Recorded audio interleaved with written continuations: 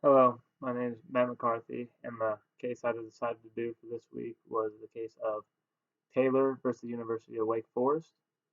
Um, some background. I'm just going to talk about a little bit of background knowledge on the case first, and I'm going to give my own personal opinion on the matter. Some background information on this case is a guy with the name of Greg Taylor decided he wanted to play football in college, so come out of high school and play football. So Wake Forest offered him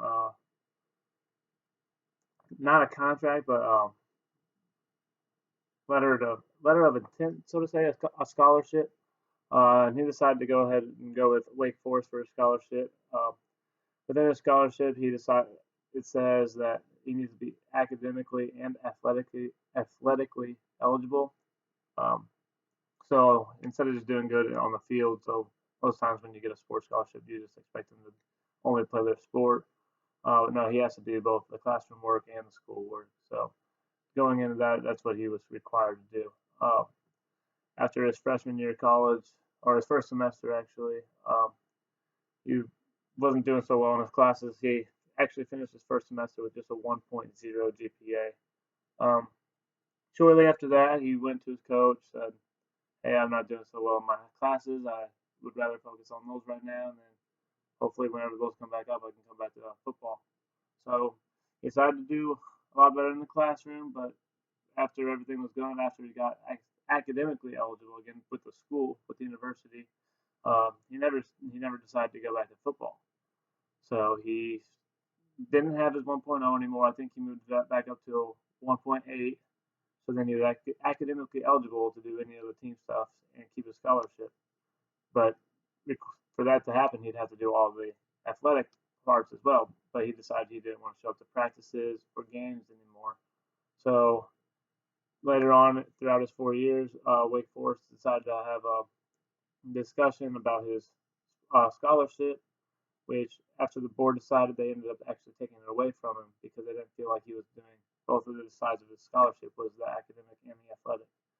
So because he wasn't meeting his athletic requirements such as practices and games, they decided to take away his scholarship completely and make him just a regular general student.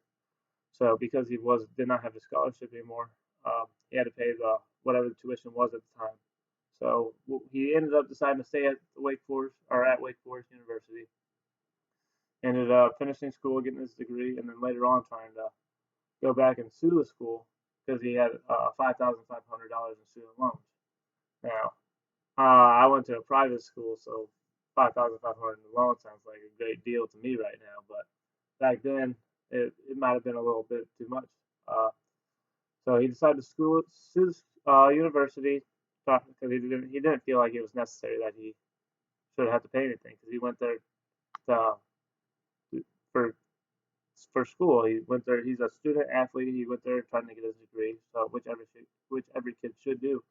But after that, the after they sued him, the jury actually decided to go with the school because Greg Taylor was not meeting his requirements, and by athletically he did not meet his requirements by going to practices and games. He didn't just sign a thing that says, "Hey, I'm only going to go to school to be a student." Because if you're just going to go to school to be a student, then either you have to get an academic scholarship or you just have to pay regular general fees. So, but that's a little background information on the case.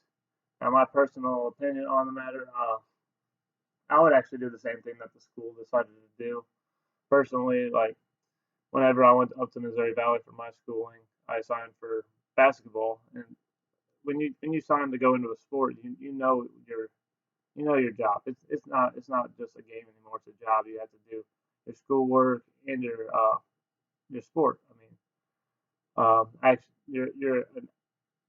you're a student athlete, and student goes first, obviously, but yeah, you know what you're signing up for. You should be able to do both. If you can't, then you got to choose one, and that's what Greg Taylor did. He chose one that wouldn't keep him scholarship, so he chose one to where he's still gonna have to pay. Uh, Overall, I feel like the school did the right thing because there's no reason to keep giving Greg Taylor money if he's not even going to be a part of the program. That money could be used for other things, for another different scholarship to give somebody else or anything like that. So overall, I think the school did the right thing. I'm glad the jury decided to go with the school with this one. I just feel like it's the right thing overall for the final discussion. Thank you.